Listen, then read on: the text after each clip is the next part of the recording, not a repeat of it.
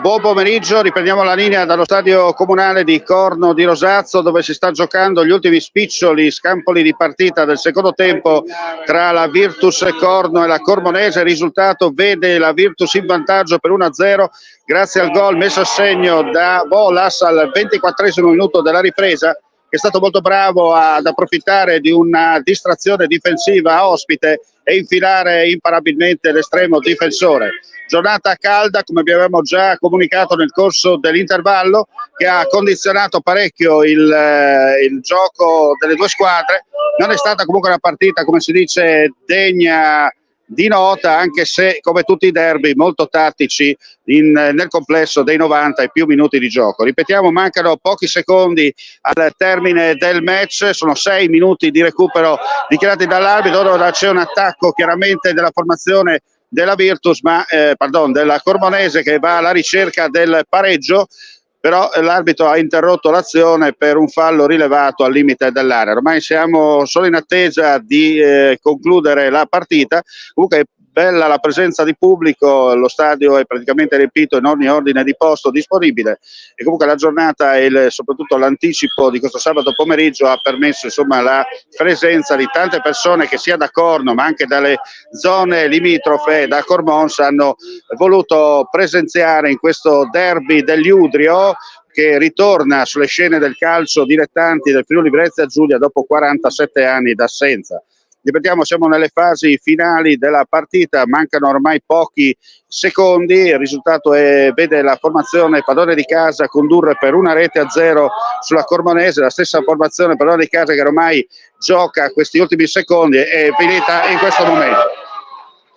Finita in questo momento dunque a Corno di Rosazzo, la Virtus Corno ha battuto la Cormonese nell'anticipo della terza giornata del campionato di promozione Girone B, 1-0 il finale, con il gol messo a segno da Bolas al 24esimo minuto del secondo tempo.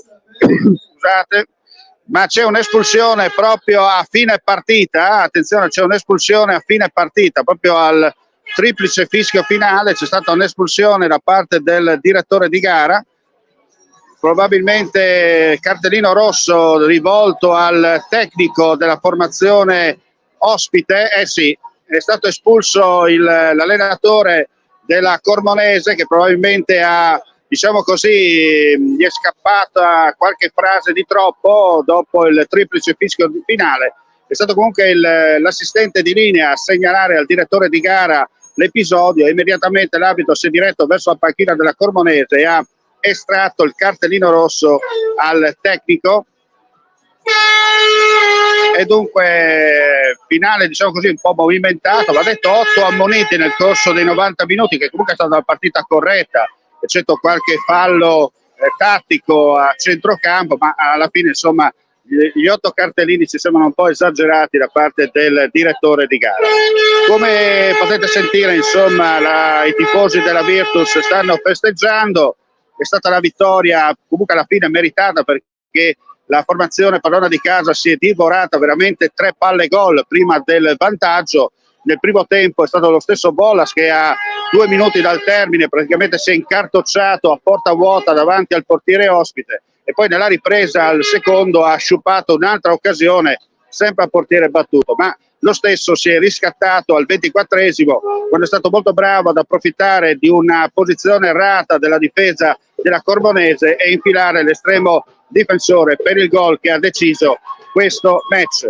Dunque chiudiamo qui questo collegamento flash per quanto riguarda Virtus Corno Cormonese. Nel corso della giornata poi sul nostro sito pubblicheremo le interviste ai due presidenti e agli allenatori. Ricordo ancora il finale da Corno di Rosazzo, Virtus Corno batte Corbonese 1-0, decide Bollas al 24esimo minuto dalla ripresa. Gentili signore e signori, non resta che augurare a tutti voi un buon proseguimento di giornata.